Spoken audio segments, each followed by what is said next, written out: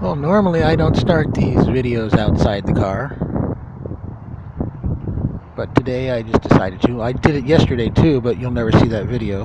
I'll tell you why in a little bit. Look at those flags blowing across the street.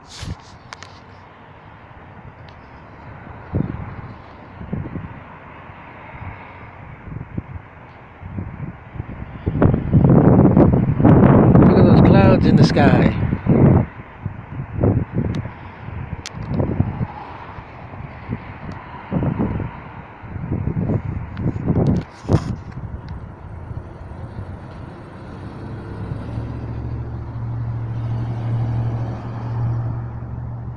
There's a big nasty storm headed this way, and I gotta try and beat it home. I don't think I'm going to. I think part of it's already gone by, and I'll probably catch up to it and get rained on. But at least it's Thanksgiving, and the road should be fairly light of traffic. There you go. That's what you're waiting for, Chad. All right, now. There's a 3. I see a 3, Danny D. Yes, there is a 3 there, Chad.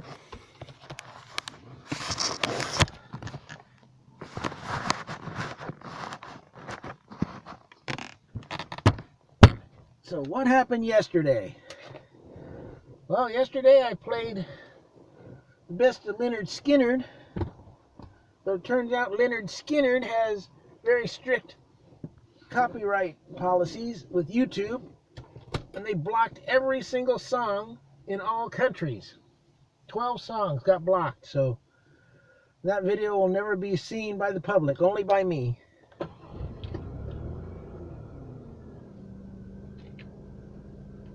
What do I do with my CD? Oh, here it is. I thought I lost it. But today we're going to hear Mad Music Hour number 6. Yes, only the 6th one Captain Wayne had done, and he's already doing a show on Thanksgiving. This was November 26th, 2005, so that's 14 years and 2 days ago. I thought I'd do the math for you so you didn't have to trouble your brain on Thanksgiving. Happy Thanksgiving, by the way. Why, thank you, Danny D. Not just to you, Chad, to anybody that watches this. All right, now. Happy Thanksgiving, everybody. Happy Thanksgiving, y'all. Yeah, y'all. I don't know if Alice's Restaurant is on here or not.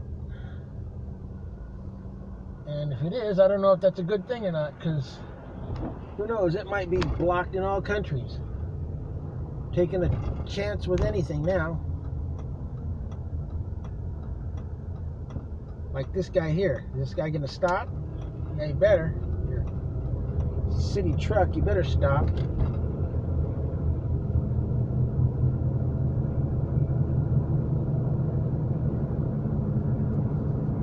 So we're gonna probably run into some rain, which might be nice to watch as we drive along, as well as the open road.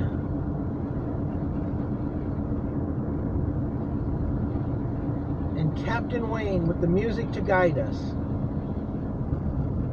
How romantic on Thanksgiving.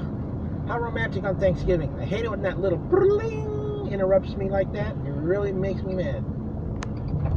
And I gotta repeat myself.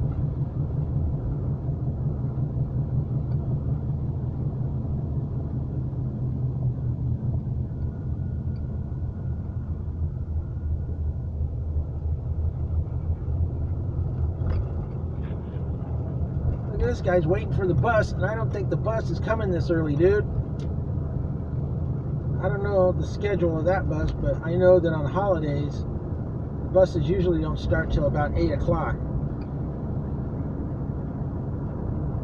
That guy might be waiting there for more than an hour.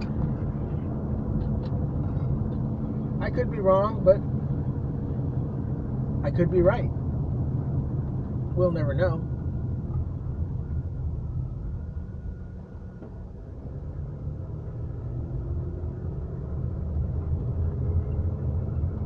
I do know is that those clouds up there are very threatening. And from what I saw on the news last night, we're supposedly going to be driving into some very heavy rain coming up. If what they showed on the news last night holds true, that is. It may have already passed by, or it may still be on its way. I'm not sure. I was looking at the radar projections from last night, and it was looking like at around 7 o'clock in the morning there was going to be all kinds of heavy rain and maybe thunderstorms from LA all the way up to Riverside and San Bernardino, which is just the route we're taking. Isn't that nice? Look at all those dark clouds up there. Those clouds are still moving in, so we're going to get away from them, but we may still run into some others.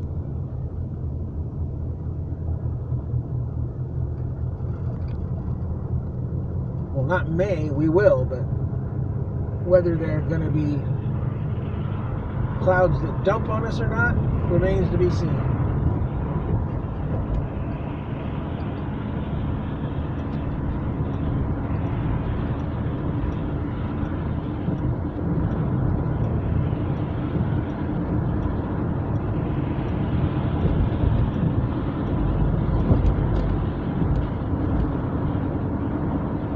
But at least this freeway is going to be nice and easy to get through. Normally on a Thursday, this is all stop and go, bumper to bumper, trunk to tail, trunk to tail, trunk to tail.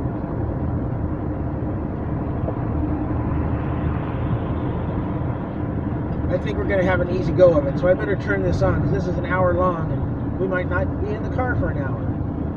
Or we might have to be, but if I start it now, maybe it'll end just about the time we get home. So hurry up and take it away, Captain Wayne. Happy Thanksgiving.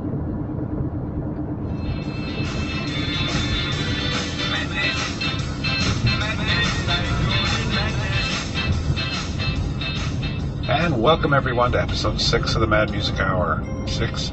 Is that right? 6? Wow. 6? Anyway, it's a 3-part podcast of mad music and silly stuff brought to you each week on the madmusicarchive.com. I'd be your host, Captain Wayne. And this week, our Thanksgiving show. We're going to start things off with Bob Rivers, because he does have 3 songs on our playlist this week. 50 Plates to Feed My Brother.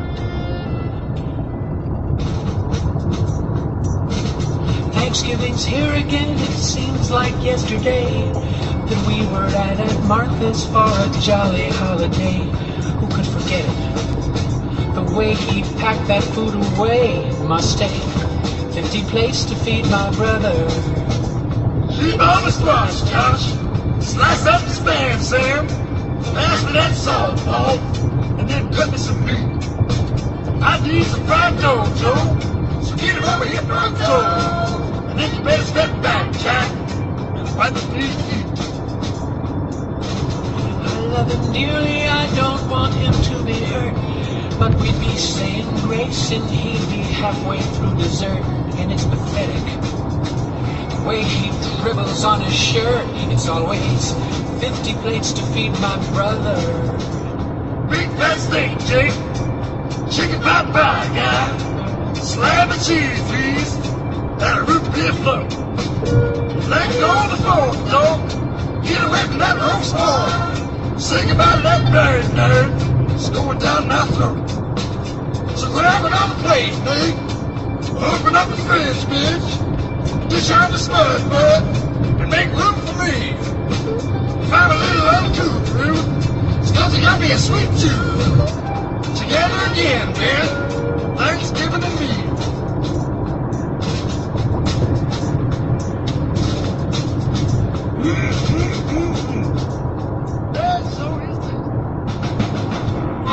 Oh, I just love this time of year, don't you, Jer? I sure do, Dino. 'Tis the season. Check out those breasts. I like their size How about those legs? and juicy thighs. My tongue is flapping. Oh, stop your yapping. We're eating turkey. We invited our family. They only came here 'cause dinner's free. They really hate us. Pass the potatoes. We're eating turkey. Ivan. When we first saw that turkey, he ran around and clucked. Gobble, gobble. And when I pulled out that hatchet, he knew that he was. Plucked. Pull on the wishbone. It breaks apart. Pull on my finger, you'll smell a. Dig. What a sensation It's flatulation. from eating turkey. Medic. Somebody light a match. I really love the white meat. It's great when you want a snack. They say once you've tried the dark meat, you never will go back. Wow, Ivan, I ate too much. It's time to leave. Oh, I drank too much. It's time to heave. Look out, we've eaten our fill. But all next week we'll be eating turkey. I'll be drinking turkey, Pally. That's wild turkey on the rocks. By the way, Dino, how was your date last night? Well, let's just say that I butterballed her. You mean she was ugly like a turkey? No, but she was a gobbler. Oh, I hope she enjoyed the stuffing. She lapped up the gravy too, Pally. And that was Eatin' Turkey by Dean and Jerry. At least that's who's got the credit on the Canned Laughter album that came from. And before that, Bob Rivers, 50 Plates to Feed My Brother. And I played that for Fred Miller in Los Angeles, California. Up next, the Gator Kicks Band and the Turkey Day Blues.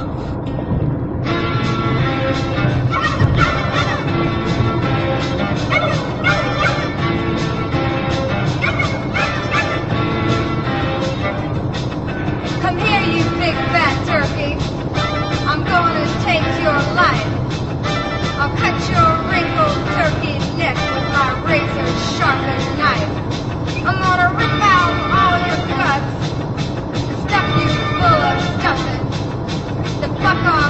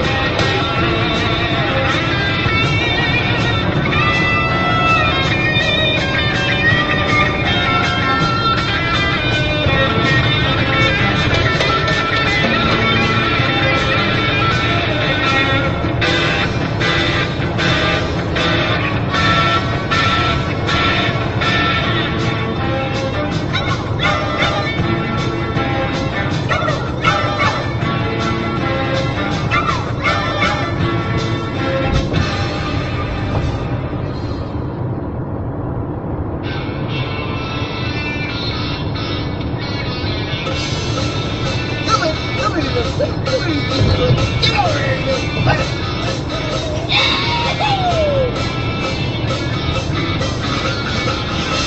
my heart beating in the world, cause not sure if you're a chum or a girl. Hey bird, you're a tasty kid. Give me that bone, I'm gonna make a wish. Cause I like your thighs and I dig your skin. I can't wait until we dig right in. Your white meat in a golden cold. Let's go sailing in my gravy boat. Once you up, bet you will. Your time is up, that's just fail.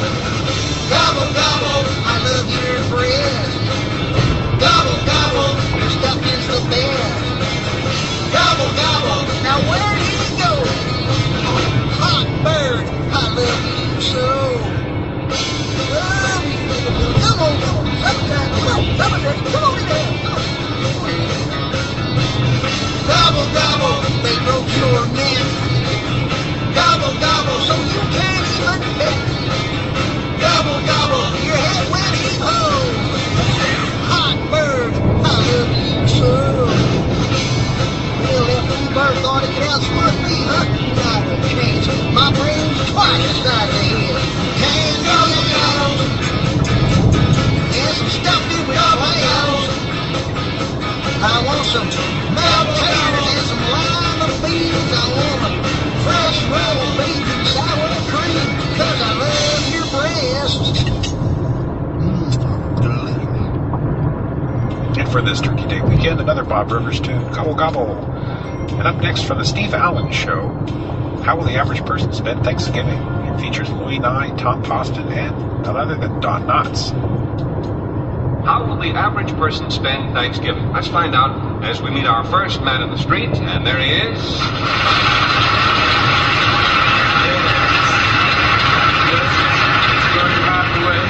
It's Gordon Hathaway, the old gobbler. I'm from Manhattan, and I'm the turkey in the gray flannel suit. Hi ho, Steve Marino. Well, are you ready for tonight's question about Thanksgiving? Thanksgiving? Thanks a million thanks to you. Oh, I've got to record soon, or it'll be too late. What do you mean, too late? My voice is changing. All right, here's the question, Gordon. How are you going to spend Thanksgiving? Well, I expect to have a gasser of a big Thanksgiving dinner at Mother's. Oh, Mother's place in the country, huh? No, Mother's Hash House on 3rd Avenue. It's possible, yes. And here comes our next man on the street.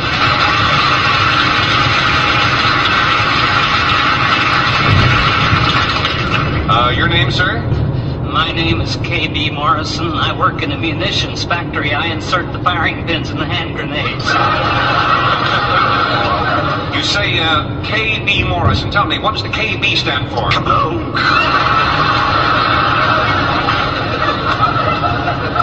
Now, let's go back over this again. Just exactly where do you work? I used to work at Explosives Incorporated. Oh, you're not there anymore, huh? It isn't there anymore. Well, here's tonight's question, sir. How are you going to spend Thanksgiving? With my family, all 5 of them. 5 of them? My goodness, tell me, are they nervous? I think I heard 6 there, didn't I? There's one on the way. I see. I caught you, but the family is, what are they having? What kind of a turkey? We're having a 45-pound turkey.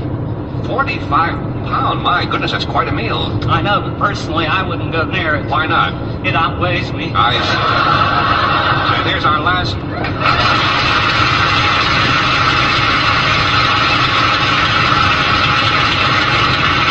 Here's our last man on the street. Your name, sir? You know, fella, I'm getting pretty tired of this. I'll tell you what, I'm going to just make up a name. Fred Anderson is your name. All right, now, what's your name? Fred Anderson. Good for you. Now, Fred, here's tonight's question. How are you going to spend Thanksgiving? Well, some very good friends of mine invited me to dinner, but I don't think I can go. Why not? They don't know Fred Anderson. Oh, get out of here.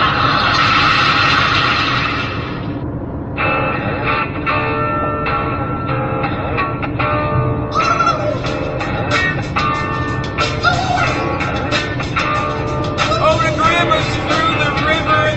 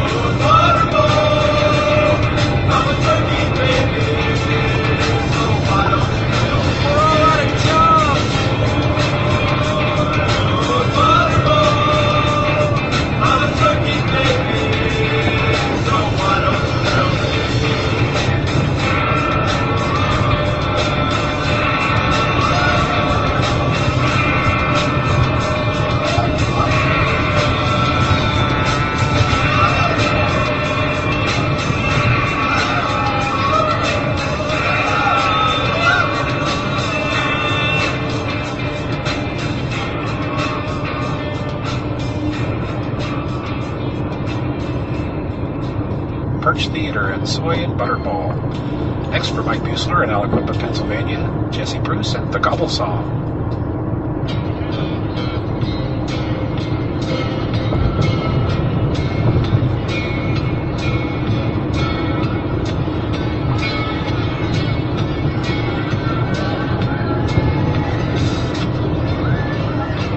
Now this is a true song, and I know it's a true song because I wrote it myself. I said to myself, I said, let's write a song about somebody. But who? What about a turkey? A turkey made it famous, came across on the Mayflower, got his picture on all the postcards. Your parents didn't make it famous, they just had you. And there's no day of the year named after you. So I said to myself, I said, what if your turkey don't want to come to Thanksgiving dinner? What are you going to do, invite a Cornish hen? That wouldn't be right. Then it would be Cornish hen day, and just think of the little bit of stuffing that you get. You have to cordially invite your turkey. Make him feel like he's wanted, like he's one of the boys. Let him know how much you want him to come over for your Thanksgiving dinner. Now, this is not Alice's Restaurant. This is the Gobble Song, and for the Gobble Song, I need audience participation. Do I have audience participation?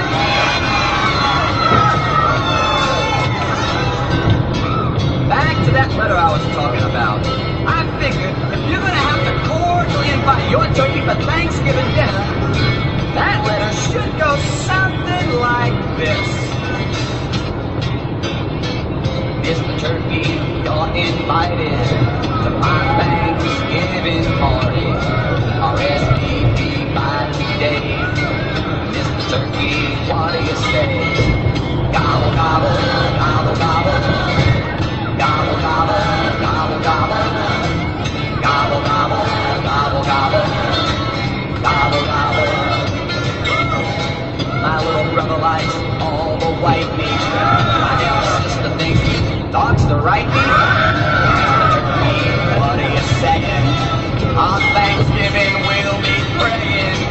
Gobble, gobble, gobble, gobble. Gobble, gobble, gobble, gobble. Gobble, gobble, gobble, gobble. Gobble, gobble. Now everybody keep on gobbling. Don't stop because now's the only time you can gobble and look sane while doing it. Just think how stupid you'll look when you're on a train, a plane, or even a bus, and you start to gobble. They'll think you're insane. You'll get protested, arrested, molested, and digested. So let's gobble. Gobble, gobble, gobble, gobble. Gobble, gobble. Now I've been known to do this song in a Guinness World Book of Records for 14 hours, 34 minutes, and 13 seconds, and I will break all records tonight if we all don't start gobbling. So let's gobble.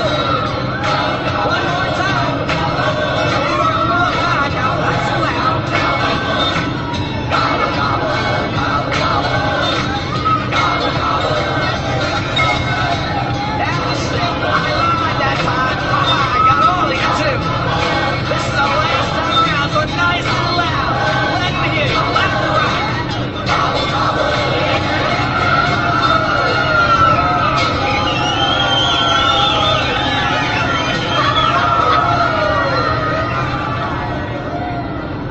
And thank you, Jesse. That brings us to the end of part 1 of this week's show. We'll be back with part 2 right after this. Hi, I'm Frank Rizzo, asking you to give generously to help support the Philadelphia Police League for Retarded Children. This is the worthy organization that gives a retarded child the opportunity to become a policeman. Founded in 1844, the League provides training in every aspect of crime prevention, from tying one's own shoelace to lying under oath. Many of the youngsters aided by the League have risen to high position in law enforcement. In fact, all of us have. So please help us to rid the streets of morons, psychopaths, and mental defectives, and put them where they belong, on the force. Thank you.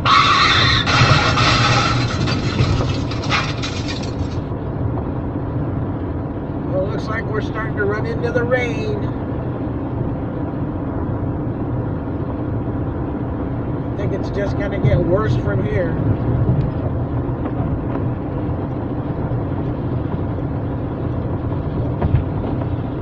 Might have a lot of wind to deal with too. Seeing these trees on the side of the road kind of swaying in the breeze. That might just get worse as we get closer to the mountains too. The snow level is supposed to drop down to 3,000 feet, which is very, very low. Maybe even as low as 2,500, which is real low. We won't be able to see any of that until after the storm's over and the clouds clear away and come outside and go, wow, look at all that snow. Shut up, Danny D. Play some more music. All right, Chad.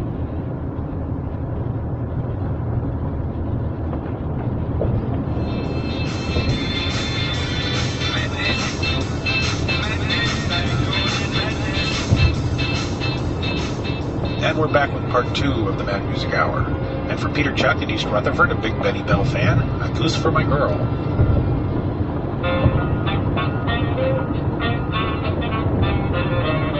I used to worry when Thanksgiving Day was near.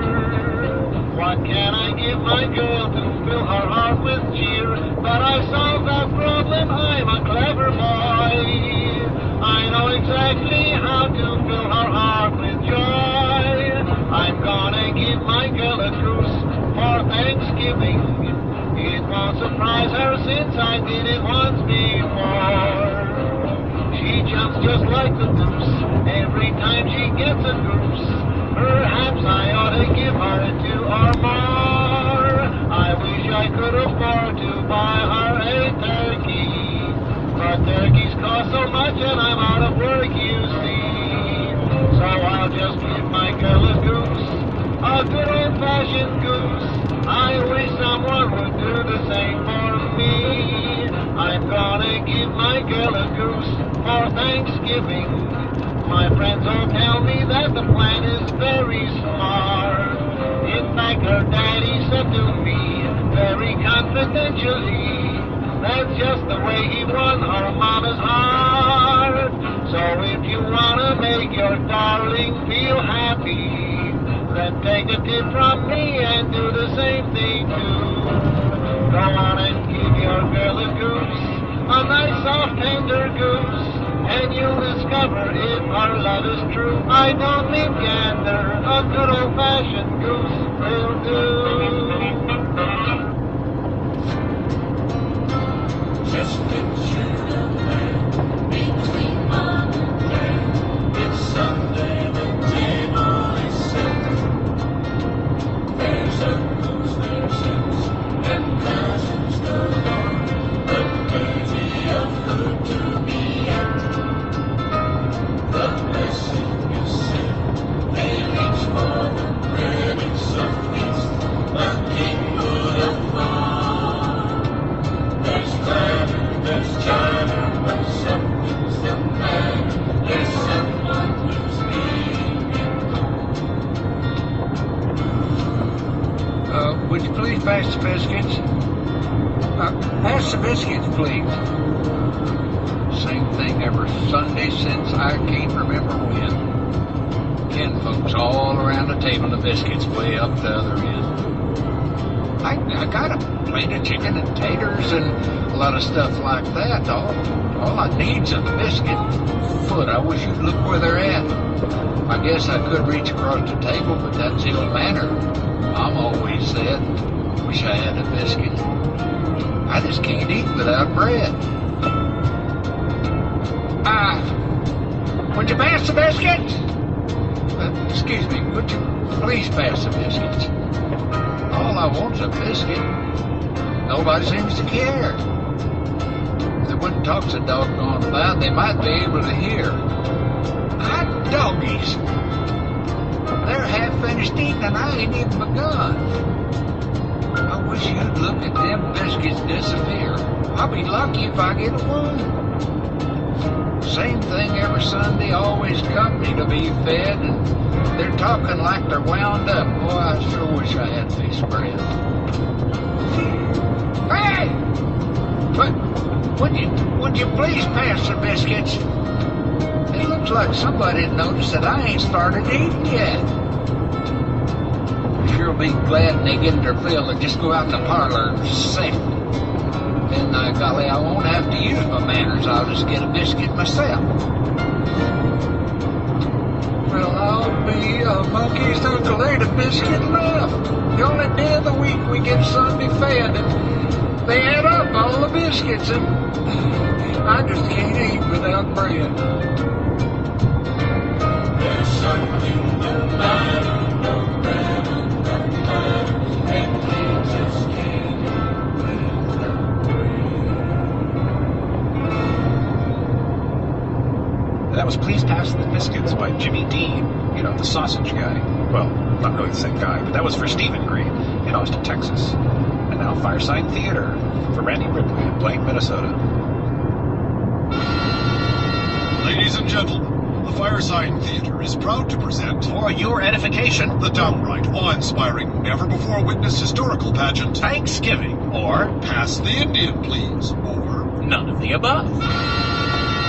Now, over on this side, we have some settlers and pilgrims and merchants and trappers, all dressed funny in funny hats and buckled shoes, and the soldiers in armor. Just folks. And on the other side, we have some Indians, all painted up fine and looking like Currier and Ives. Guardians of this sacred land. in between, this bounteous feast, untouched as yet by hand of man. Yum, yum. The leader of the white men speaks. Let's whop them Indians, He says, We Indians, as usual, not saying anything. don't say anything. A typical scene, folks, one which will be repeated thousands of times. into thousands of times. To come. Except, This first one was different. Why did this first one have to be different? It did seem different at first. one of the soldiers walked over to one of the Indians and throttled him. Well, you can bet that made the folks in the Buckley shoes proud as punch. Manifest destiny! Said the captain of the ship. That Indian is good and dead. Said the minister's wife. A dead Indian is good. Countered the dragoon. The only good Indian is a dead Indian. Cleverly rejoined a little boy. And they all applauded. And they were going to let the little boy eat the Indian's heart. Yum, yum. When someone I think it was the Archbishop. remembered that they were Christians. And eating an Indian's heart doesn't really sound like something Christ would do. The Indian didn't say anything because, Of course. he was dead. Good heavens. Exclaimed the chief of the Indians. These people aren't friendly. Depends on what you mean by friendly. Said the medicine man. Depends on what you mean by people. Said the chief, and he shot an arrow at the soldier, but it bounced off the soldier's armor. Said the minister's wife, raising her Buckley musket. Bang! Said the musket. And a couple more Indians fell dead, clutching their intestines. Which spilled out on the ground. Well, folks, that pretty much got things going. Yep, there was a good deal of shooting. And dodging behind And trees. skulking and so on. And the Indians killed a few settlers. And the settlers killed lots of Indians. And the feast was still untouched. And it looked as if America was to be made safe for no one. When? All of a sudden, a very strange and unprecedented thing happened. What happened was, All the pilgrims turned into Africans. Like that? Yeah, all the white people turned into black people. Now, you may think that this occurrence amazed and befuddled the Indians. Not so. because the Indians had all turned into Asians. Well, this was quite a turn of events. I'm black all over, said Goody Proctor. So they burned her as a witch. Oh! We felt bad about it thereafter. When we realized we were all black too. Over on the other side of the table, Things weren't exactly crystal clear either, I'm upside down. cried the chief.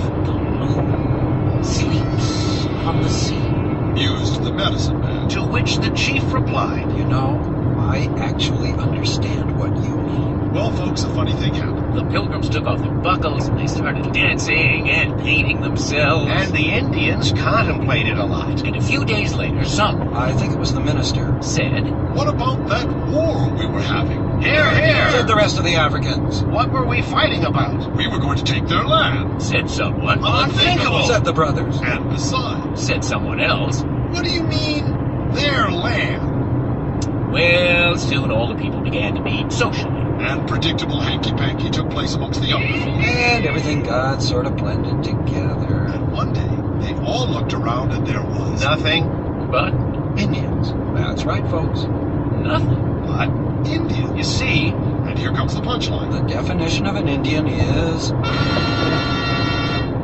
white man who becomes a black man, who becomes a brown man, who becomes a red man, who becomes a white man, Who becomes a black man. who becomes a brown man. Now, some may say that that's an oversimplification. Yo, dude, that's an oversimplification. But it's better than killing people. Isn't it? Isn't it?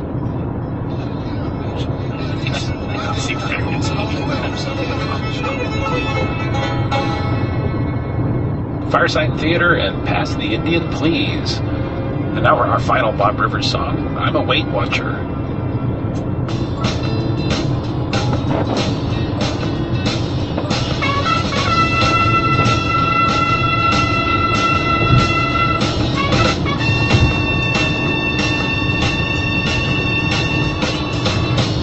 I'm a Weight Watcher. I'm a Weight Watcher. Watching who goes by. My. I'm a Weight Watcher. I'm a Blade Watcher. Here comes a cream pie. I was just a boy when I tried to eat my toy. Couldn't reach my toe, put my shoes on. But now I'm 28, I'm big, fat, and overweight. I've got a new pastime to chew on. I'm a Weight Watcher, I'm a Blade Watcher, watching who goes by. My. Plate of cheese nachos, I gotta watch those. Here comes some now.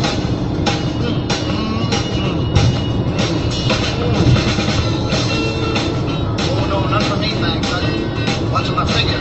Oh, they look delicious. Oh, they smell good, too. I shouldn't. I really shouldn't. Oh. Did you make these yourself? Well, maybe just two. Of course, there's only one reason to be a Weight Watcher, so you don't get fat. Speaking of fat, here's Alan Sherman.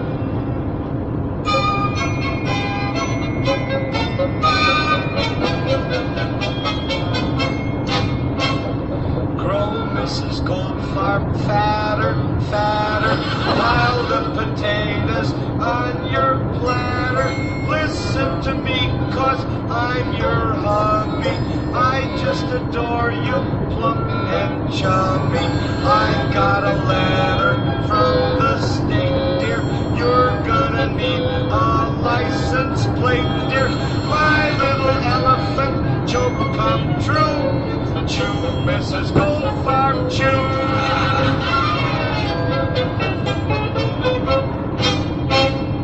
There is so much more of you, more to adore of you, cause you're not slender.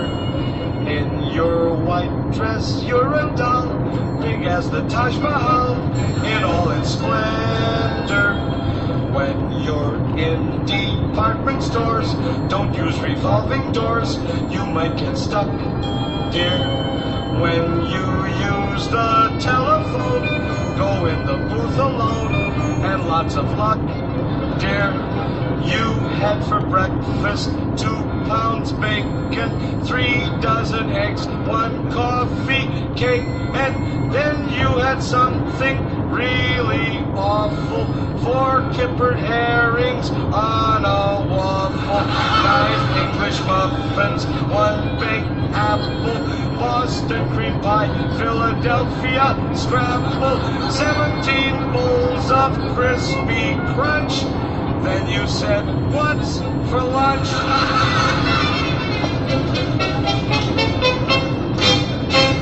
Sweetheart, you are giant size. You are late Brian size, my darling Myrtle. Last Thanksgiving, I was thrilled. You ate so much you killed your living girdle. Have another dozen shrimp, my lovely little blimp. Don't count a calorie. I have just received a stub. I owe the Diners Club a whole year's salary. Eat Mrs. Goldfarb, daily, nightly, eat though your chair is bending slightly. Love of my life, I'm glad I found you. Each day I take a walk around you. I can't forget when we got married. Over the threshold I got carried. No other bride would be so sweet. Eat, Mrs. Goldfarb, eat.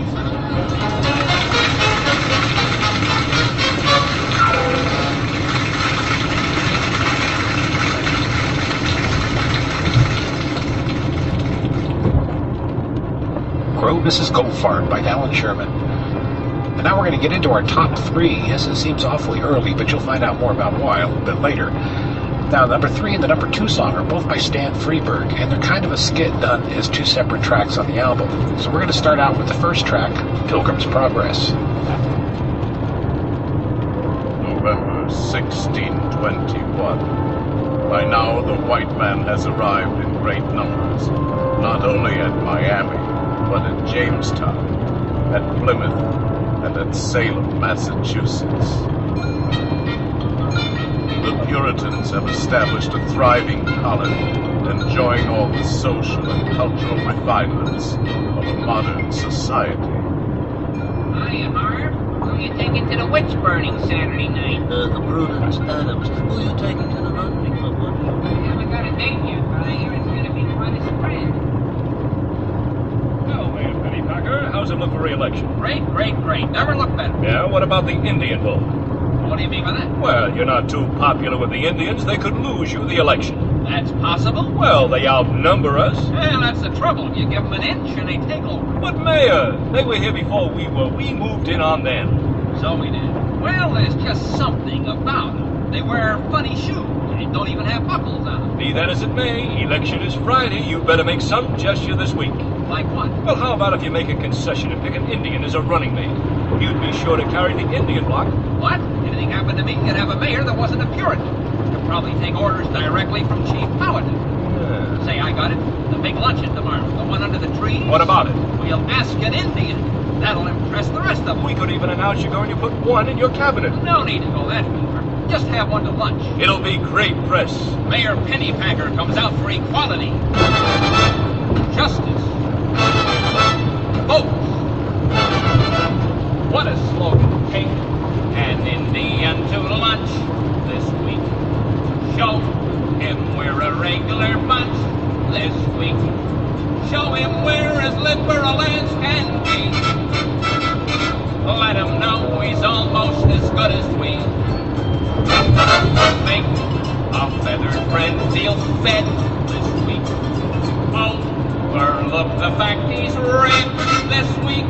Let him share our Quaker oats, cause he's useful when he votes. Take an Indian to lunch. 2, 4, 6, 8, who do we tolerate? Indians, Indians, rah, rah, rah. Take an Indian to lunch this week. Let him sit right down and munch this week. Let's give in and all do the brotherhood bit. Just make sure we don't make a habit of it. Take an Indian to dine this week. Show him we don't draw the line this week. We know everyone can be as American as we. After all, we came over on the Mayflower. Take an Indian, not a wooden Indian, but a real life Indian to lunch.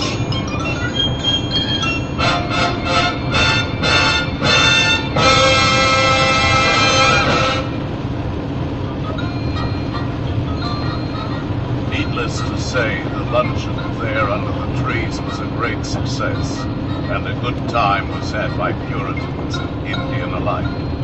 Everything came off beautifully, with the exception of one minor catastrophe. What do you mean you cooked the turkey, Charles? Well, I cooked the turkey, that's all. You put our national bird in the oven. Is that correct? Yeah, well, And also set our mouths set for roast eagle with all the trimmings. Yeah, well, well, the two birds were lying there side by side. Turkey was for the centerpiece, Charlie. I mean, Well, they look so much alike that we blew it now. They're all sitting down at the table out there. Yeah. Starting on their little nut cups already. Just have to switch the birds, that's all. Yeah, well... Serve them turkey instead of eagle. But it's kind of scrawny looking, isn't it? Yeah, well, I thought I'd stuff some old bread in it and make them look a little fatter. You do that, okay? Okay.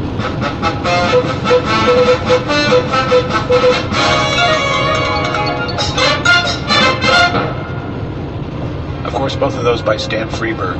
First, to Take an Indian to Lunch, otherwise known as Pilgrim's Progress, followed up by the Thanksgiving Story, which is really titled Under the Double Turkey. Well, that brings us to the end of segment 2, and we'll be back with our number 1 song and our third segment right after this commercial.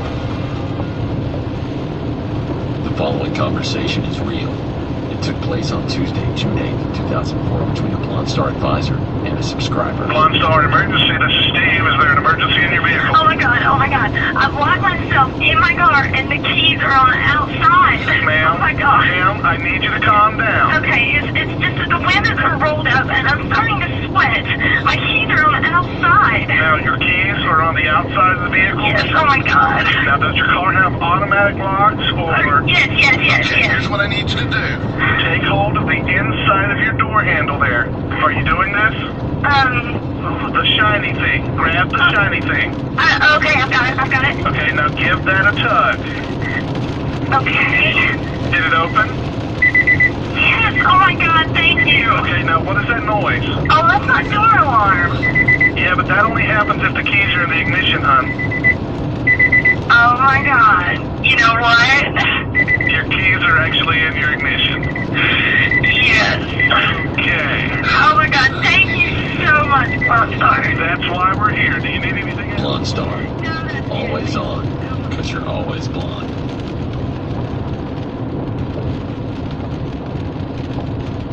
Well, I got a pretty good feeling what the number 1 song is. And because it's so long, I don't want to start it now because I have to stop by the bank.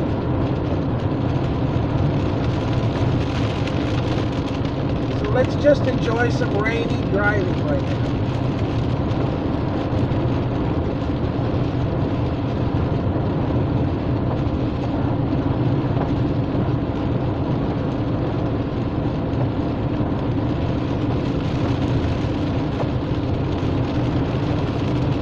I'm gonna have to take a long way around to get the number 1 song in.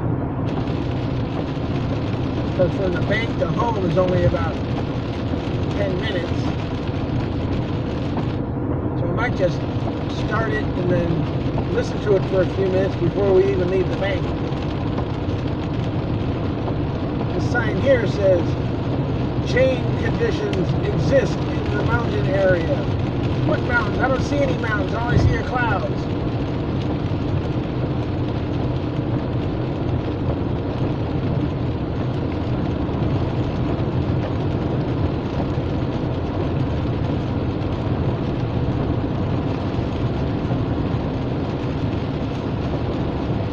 Yeah, we ran into all that rain I told you went through Orange County earlier this morning. There's even more coming up behind it.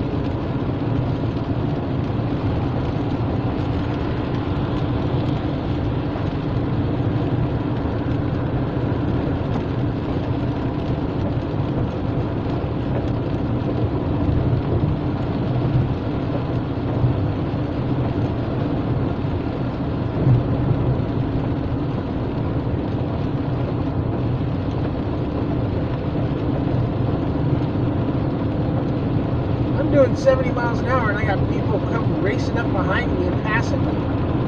There's rain. Pretty stupid. Like this guy.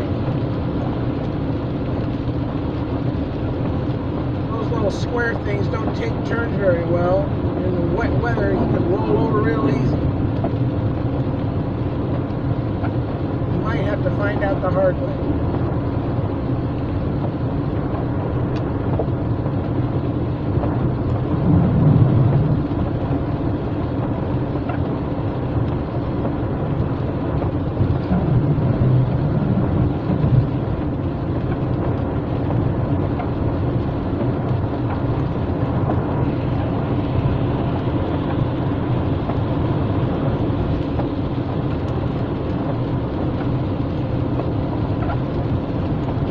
Brown these mountains are. A couple of weeks after all this rain, it might be all green again.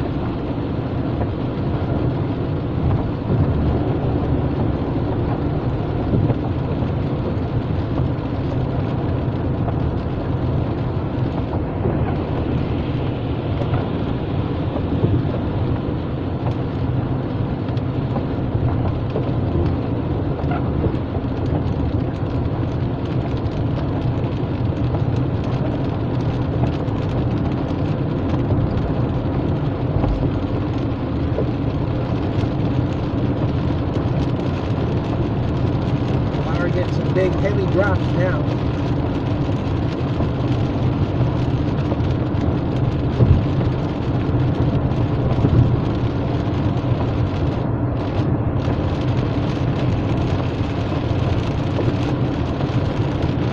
As soon as all this rain clears out, the lane that we're in right now will probably be backed up way back here with people trying to get off at the next exit, which takes them up to the mountains. Go skiing and snowboarding and sledding and making snowmen and stuff like that.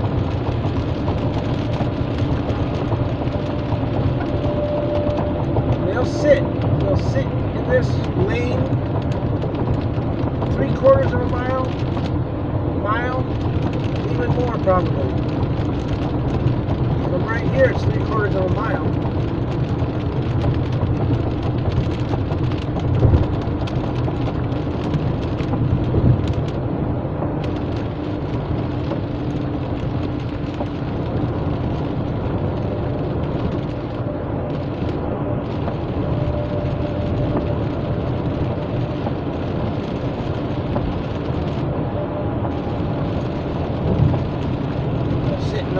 Traffic just to get up here and make a left and head up to the mountains. We're going to turn right and head to the bank.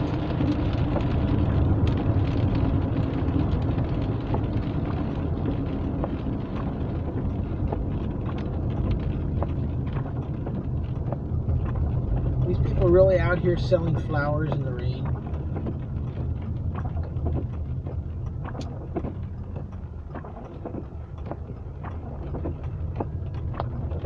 They are.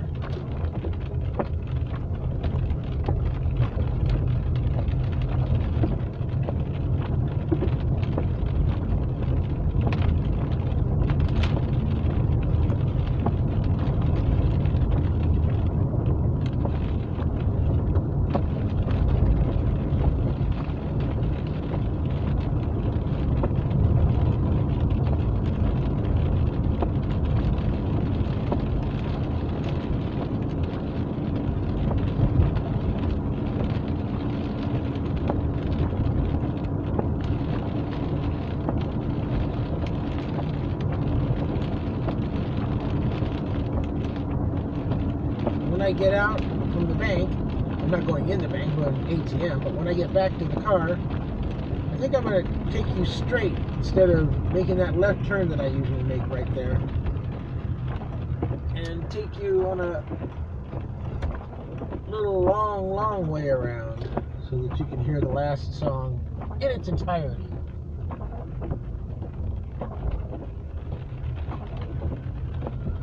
I think it's probably about 15, 17 minutes, something like that. Alright. You can sit here and watch me get wet. Alright, Danny D, I will. We won't be able to see much because now it's going to be all rainy. Alright, now I can't see.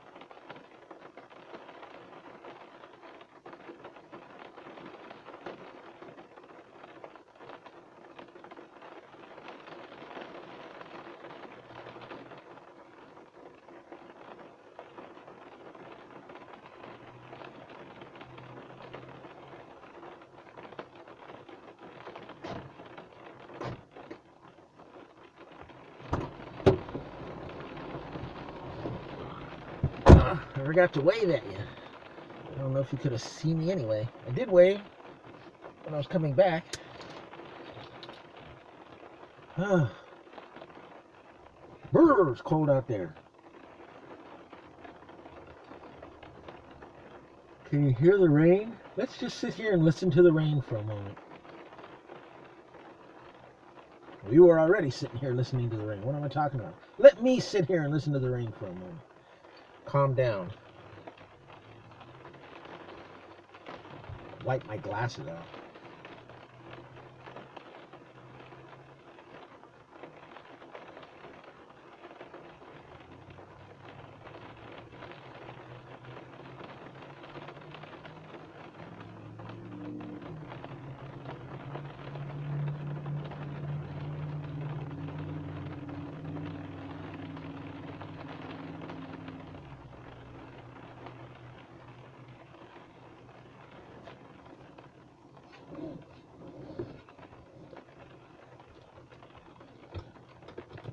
Okay, I'm ready.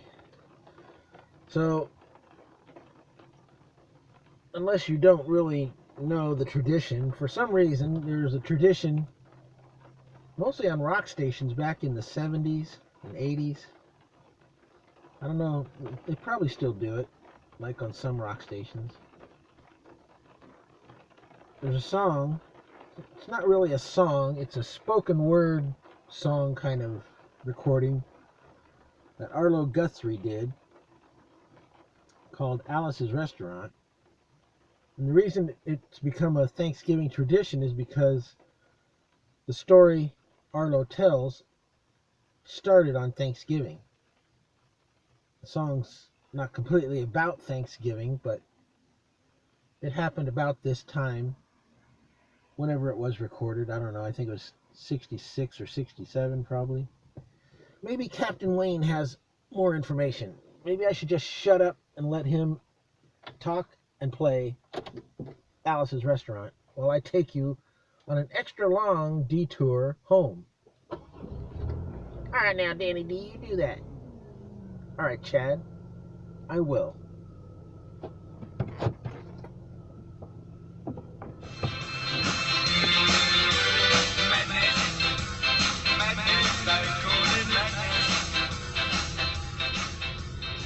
And welcome back to segment 3 of the Mad Music Hour for this Thanksgiving weekend of 2005. Now, of course, you'd wonder why I'm only going to play one song over the next 20 minutes of this segment. Well, of course, it's Arlo Guthrie, Alice's Restaurant Massacre, which is 18 and a half minutes long.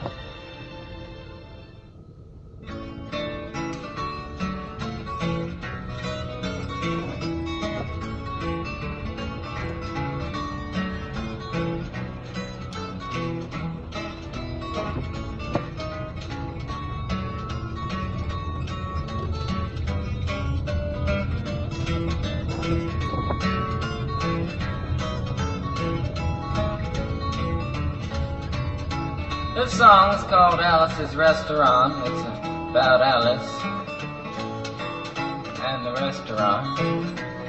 But Alice's Restaurant is not the name of the restaurant, that's just the name of the song.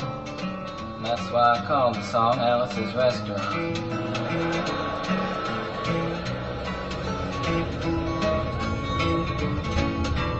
You can get anything you want at Alice's Restaurant. You can get anything you want at Alice's Restaurant. Walk right in, it's around the back, just a half a mile from the railroad track. And you can get anything you want at Alice's Restaurant.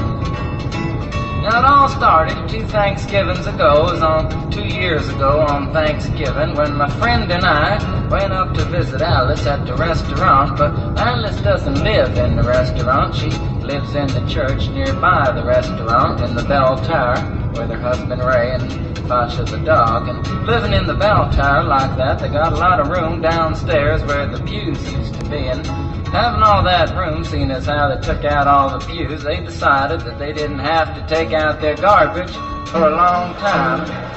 We got up there, we found all the garbage in there, and we decided it'd be a friendly gesture for us to take the garbage down to the city dump. So we took the half a ton of garbage, put it in the back of a red VW microbus, took shovels and rakes and implements of destruction, and headed on toward the city dump. Well, we got there, and there's a big sign and a chain across the dump saying closed on Thanksgiving, and we had never heard of a dump closed on Thanksgiving before, and with tears in our eyes, we drove off into the sunset looking for another place to put the garbage. We didn't find one. Till we came to a side road, and off the side of the side road was another 15-foot cliff, and at the bottom of the cliff was another pile of garbage, and we decided that one big pile was better than two little piles, and rather than bring that one up, we decided to throw ours down. That's what we did. Drove back to the church, had a Thanksgiving dinner that couldn't be beat, went to sleep and didn't get up until the next morning when we got a phone call from Officer Obie. Said, "Kid, we found your name on an envelope at the bottom of a half a ton of garbage, and wanted to know if you had any information about it." And I said, "Yes, sir, Officer Obie, cannot tell a lie. I put that envelope under that garbage." After speaking over for about 45 minutes on the telephone, we finally arrived at the truth of the matter and said that we had to go down and pick up the garbage and also had to go down and speak to him at the police officer station. So we got in the red VW microbus with the shovels and rakes and implements of destruction and headed on toward the police officer station. Now, friends, there was only one or two things that Obie could have done at the police station, and the first was that he could have given us a medal for being so brave and honest on the telephone, which wasn't very likely and we didn't expect it. And another thing was that he could have bawled us out and told us never to be seen driving garbage around the vicinity again, which is what we expected. But when we got to the police officer station, there was a third possibility that we hadn't even counted upon, and we was both immediately arrested, handcuffed. And I said, "Obie, I don't think I can pick up the garbage with these handcuffs on." He said, "Shut up, kid. Get in the back of the patrol car," and that's what we did. We sat in the back of the patrol car and drove to the, quote, scene of the crime, unquote. I want to tell you about the town of Stockbridge, Massachusetts, where this happened here. They got 3 stop signs, 2 police officers and 1 police car, but when we got to the scene of the crime, there was 5 police officers and 3 police cars, being the biggest crime of the last 50 years, and everybody wanted to get in the newspaper story about it. And they was using up all kinds of cop equipment that they had hanging around the police officer station. They was taking plaster, tire track, footprints, dog-smelling prints, and they took 27 8x10 colored glossy photographs with circles and arrows and a paragraph on the back of each one explaining what each one was to be used as evidence against us. Took pictures of the approach, the getaway, the northwest corner, the southwest corner, and that's not to mention the aerial photography. After the ordeal, we went back to the jail. Obie said he was going to put us in the cell. Said, "Kid, I'm going to put you in the cell. I want your wallet and your belt." And I said, "Obie, I can understand you want my wallet so I don't have any money to spend in the cell, but what do you want my belt for?" And it said, "Kid, we don't want any hangings." I said, "Obie, did you think I was going to hang myself for littering?" Obie said he was making sure, and friends Obie was, because he took out the toilet seat so I couldn't hit myself over the head and drown. And he took out the toilet paper so I couldn't bend the bars, roll the toilet paper out the window, slide down the roll, and have an escape. Obie was making sure, and it was about 4 or 5 hours later that Alice, remember Alice? It's a song about Alice.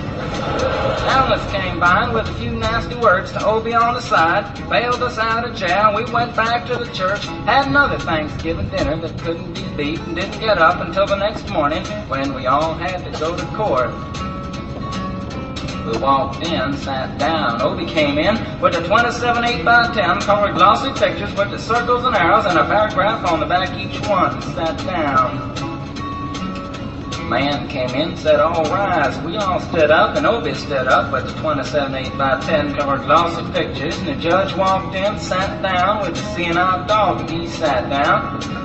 We sat down. Obie looked at the CNI dog. Then the 27 8x10 colored glossy pictures with the circles and arrows and a paragraph on the back of each one, and looked at the CNI dog.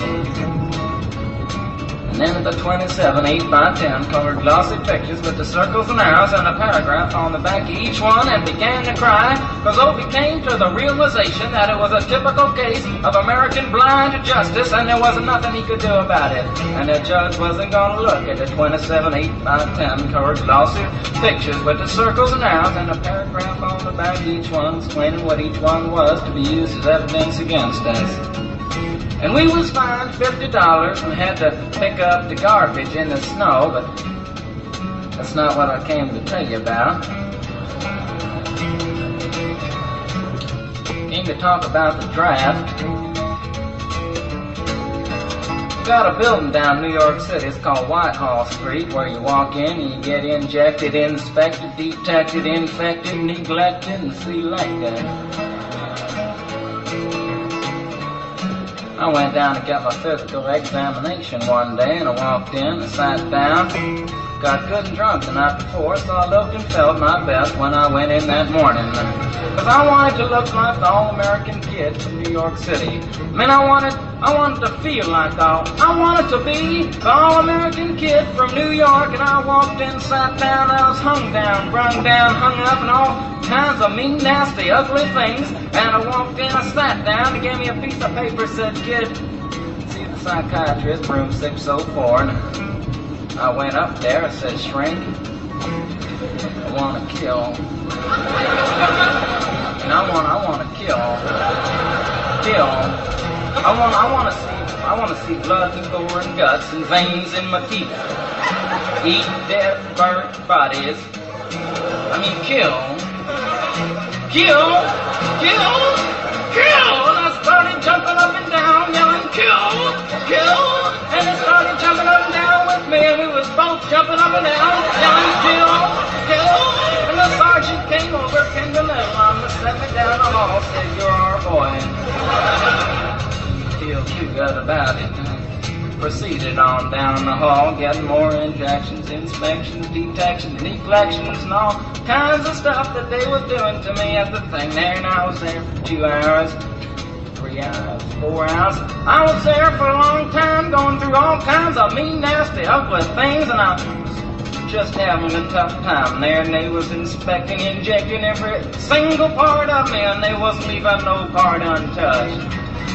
Proceeded through, and when finally came to see the very last man, I walked in, sat down after a whole big thing there, and I walked up and said, "What do you want?" He said, "Kid, we only got one question. Have you ever been arrested?" And I proceeded to tell him the story of Alice's Restaurant Massacre with full orchestration and 5-part harmony and stuff like that, and then all the phenomena stopped me right there and said, "Kid, did you ever go to court?" I proceeded to tell him the story of the 27 8x10 colored glossy pictures with the circles and arrows and a paragraph on the back of each one, and stopped me right there and said, "Kid, I want you to go over and sit down on that bench that says Group W. Now, kid."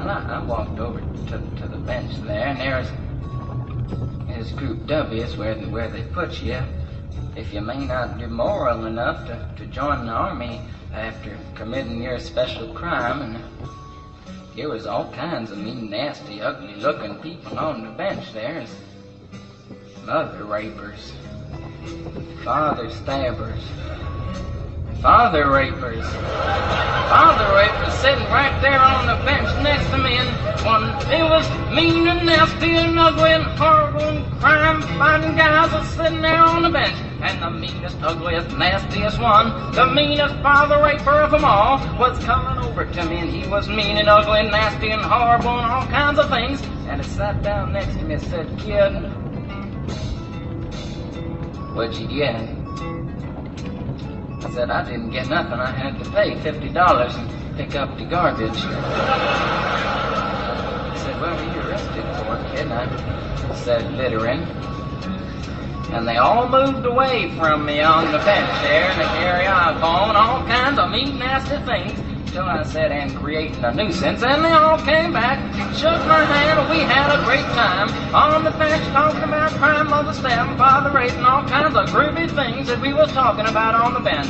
And everything was fine. We were smoking cigarettes and all kinds of things until the sergeant came over,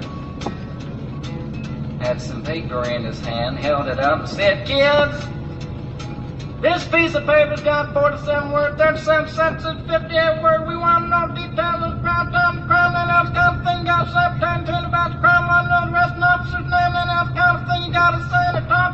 45 minutes and nobody understood a word that he said, but we had fun filling out the forms and playing with the pencils on the bench there. And I filled out the massacre with the 4-part harmony and wrote it down there just like it was, and everything was fine. And I put down a pencil and I turned over the piece of paper, and there on the other side, in the middle of the other side, away from everything else on the other side, in parentheses, capital letters, quotated, read the following words: "Kid, you rehabilitated yourself." I went over to the sergeant and said, "Sergeant, you got a lot of damn gall to ask me if I've rehabilitated myself. I'm sitting here on the bench. I'm sitting here on the Group W bench. Because you want to know if I'm moral enough to join the army, burn women, kids, houses, and villages after being a litter bug." He looked at me and said, "Kid, you don't like your kind. And we're going to send your fingerprints off to Washington, and friends, somewhere in Washington, enshrined in some little folders, a study in black and white of my fingerprints. And the only reason I'm singing you this song now is because you may know somebody in a similar situation. Or you may be in a similar situation, and if you're in a situation like that, there's only one thing you can do, is walk into the shrink wherever you are. Just walk in and say, 'Shrink, you can get anything you want at Alice's restaurant,' and walk out. You know, if one person, just one person does it, they may think he's really sick and they won't take him. And if two people do it in harmony, they think they're both faggots and they won't take either of them. And if 3 people do it, can you imagine 3 people walking in, singing a bar, Alice's restaurant, and walking out? They may think it's an organization. And can you imagine 50 people a day? I said 50 people a day walking in, singing a bar, Alice's restaurant, and walking out. And friends, they may think it's a movement. And that's what it is. The Alice's Restaurant Anti-Massacre Movement. And all you gotta do to join is to sing it the next time it comes around on the guitar. With feeling. So we'll wait till it comes around on the guitar here. Sing it when you're done.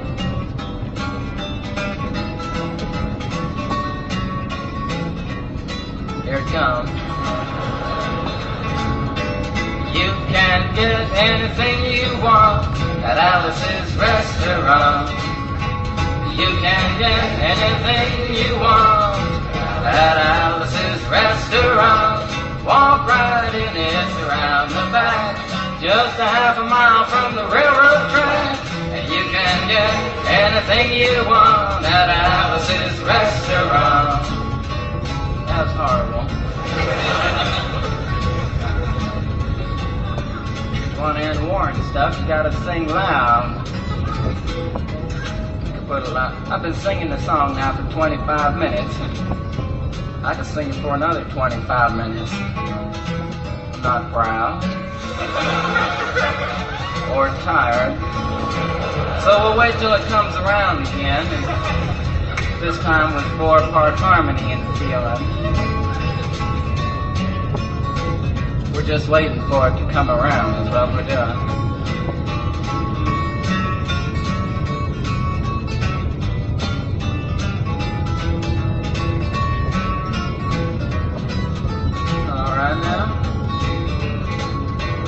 You can get anything you want at Alice's restaurant. Accepting Alice, you can get anything you want at Alice's restaurant. So walk right in, it's around the back, just a half a mile from the railroad track. And you can get anything you want at Alice's restaurant. Da-da-da-da-da-da-da. At Alice's restaurant.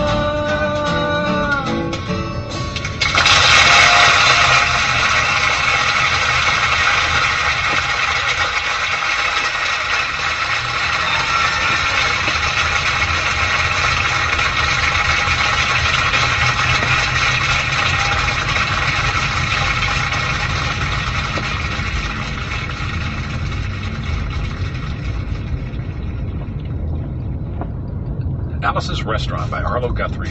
Well, that's it for this week's show. We'll be back with another hour of mad music and silly stuff next week with our food show. Until then, this is Captain Wayne reminding you to visit themadmusicarchive.com. We can find out how to contact the artists we played this week, where to purchase your own copies of their works, and how to request songs and skits for the show. The show is copyright 2005, themadmusicarchive.com, a member of ASCAP, BMI, and CSAC. All rights reserved. See you next week.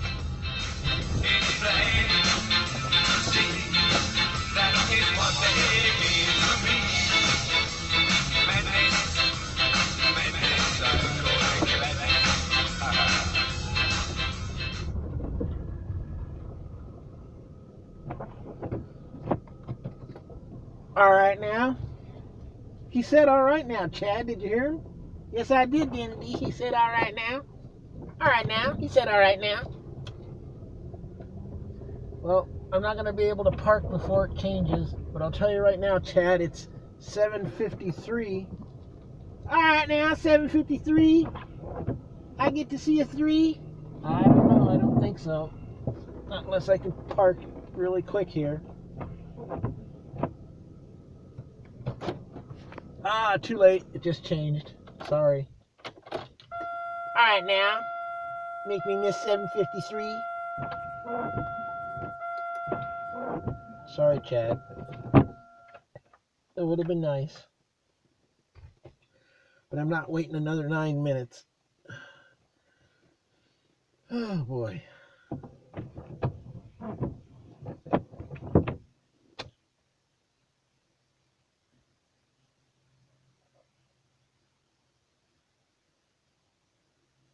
So quiet.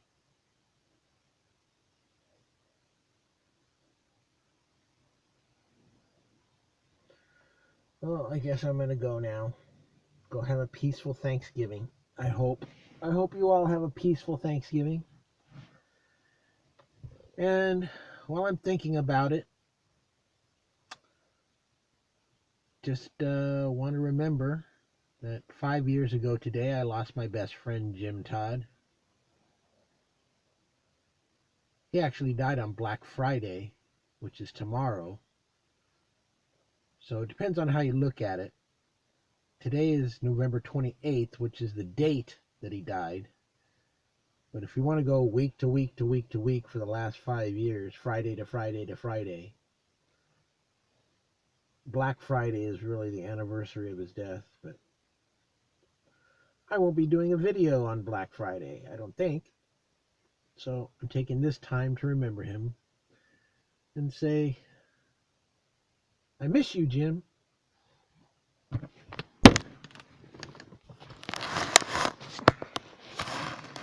Deuces. Peace out. Peace tea out. IBC root beer out. 10-4 over and out. Happy Thanksgiving. Gobble, gobble, gobble. Bye. Click.